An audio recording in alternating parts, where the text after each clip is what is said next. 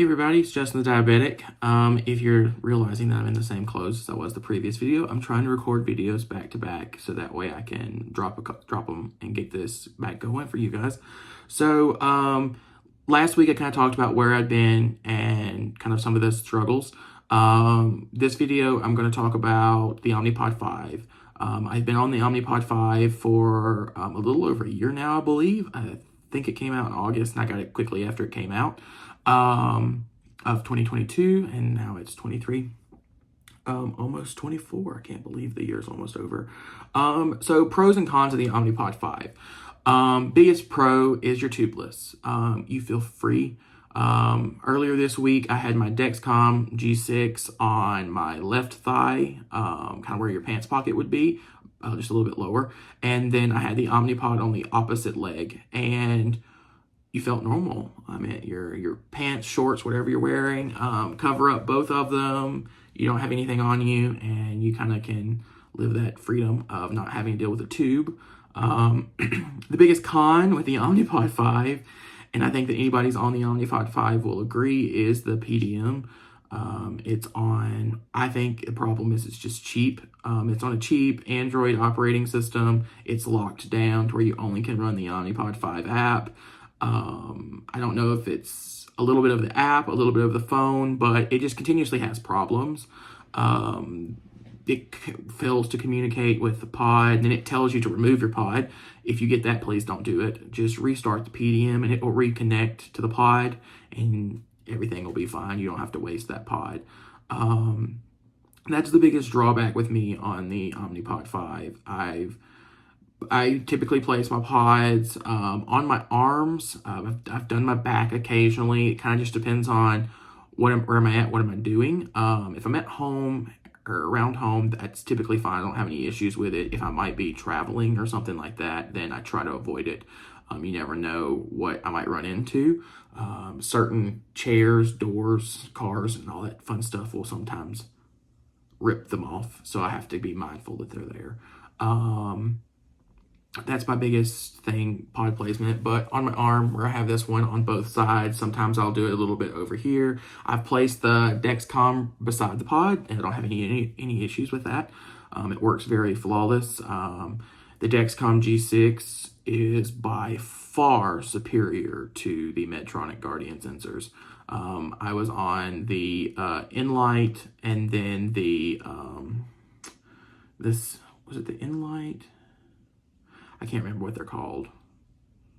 I had the Medtronic sensor with my 530, my 670 and 770G pumps. So whatever sensors can go with that, that's what I was on for the almost 8 years. So, I mean, they have their pros, they have their cons. They directly communicate with the pump, but the Dexcom does. And biggest pro for the Medtronic sensors were that you can get the sensors and the pump from Medtronic or the same supplier. They were kind of together like that, and it would just be simpler. I get my Dexcom G6 from the pharmacy, and then I get the Omnipod 5 from the pharmacy, but they're not the same pharmacy. I have to get my Omnipod from the Walgreens Community Pharmacy in Austin, which has its own struggles, typically because I have to call, request the refill. They'll process the refill on the following day, and then overnight for it to arrive that day. So it's typically the next day. So it's typically a 3-day process to get that done. So if you run into an issue, like you call it for the refill on Tuesday and you need a new script and it takes a little bit for the doctor, you're not going to get your pods that week. I have had them deliver on a Saturday. That's been fine. And sometimes if you call early enough in the morning, they'll go ahead and fill a script and ship it the same day, but it's still a 2-day process. I've recently switched from my local pharmacy to Walgreens for all my other scripts. So now everything is within Walgreens. So I haven't picked up my Dexcoms yet from the Walgreens. The prescription's ready. I just haven't went. I'll go get that in the next few days. But back to the Omnipod 5. The pod itself is pretty bulletproof, I think. Omnipod has had the same pod design for a while. Things are very functioning. I don't have a lot of pod failures. maybe one every 3 or so months. It just kind of like flukes when it happens. To me, it happens when I'm not necessarily prepared.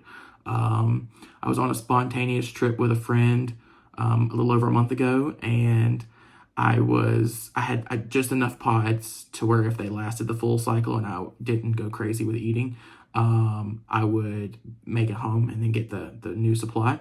And what happens? My pod fails, and I don't have the pod. And then my Dexcom died too. And I was just like, this is what happens when you don't prepare properly. And I just was shooting myself in the face, basically. But I went to a pharmacy. It was actually a CVS, and I purchased a meter and I got some syringes, and I just old schooled it for about 2 days. And then as soon as I got home, got my Dexcom back going, got my Omnipod back on, and things were back normal. But I think it's good to know too how to deal with an emergency situation like that. Ironically, I learned that if you're on an insulin pen and you need little tips, you have to have a script for them. You can't buy them from the doctor, which buy them from the pharmacy. I thought that was a little insane because I was on the insulin pens. I've been pulling the insulin out to put in my pods, and I was like, oh, just give me the tips. And they were like, oh, you have to have a script for that. I was like, I'm not dealing with this for just like a blick thing. Okay, I'll just take the syringes. But it's good to kind of be prepared for that. I mean, now I carry an extra glucometer with me in my suitcase when I travel, and I have syringes. Just as kind of something that, I never really needed before. I mean, I've been a diabetic for like 13 years now, and 12 of that has been on a pump, and I've never really carried syringes. I've had an extra glucometer, but I got used to not doing that. Yeah, so back to the Omnipod. If you're interested in the Omnipod, they've had the Android app out for a while. I've heard grumblings that it's kind of a little cranky. But the Omnipod app has just received FDA clearance for the iPhone. And Omnipod is shooting for a 2024 release. So I'm really hoping that it's an app. I mean, the FDA has cleared it. Let's roll it out to the App Store and give it to everybody. I'm really, really excited for that. I've been waiting for it for a year. The biggest thing that I hate is carrying around my phone, your car keys, your wallet, the PDM. I mean, the PDM is not necessarily a large device, but it's not small either. I mean, it's very thick. And that's the thing that I don't necessarily like about it. We all have the little rubber case on it to kind of protect it, because who wants to pay $100 to replace it? So yeah, that's kind of everything in a nutshell. Another positive thing with Omnipod is they listen to their consumers. They've got it to where you can request a pod replacement online. I've actually used that. You just log into, I believe it's Podder Central, and do a pod replacement. I had 2 pods fail. One fell off, and one failed. And I put in the information for both pods. I've got a video on how to get those pods the information from the pods if you've thrown them away.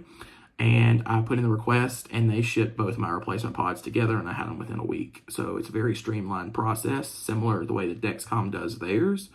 But yeah, so I'm excited for the iPhone app for the Omnipod 5 to keep you guys in the loop with it. And hopefully we get the G7 sometime in the first half of next year with the Omnipod as well.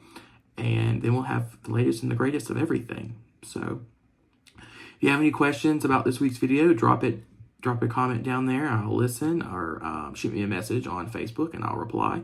And I will see you guys next week.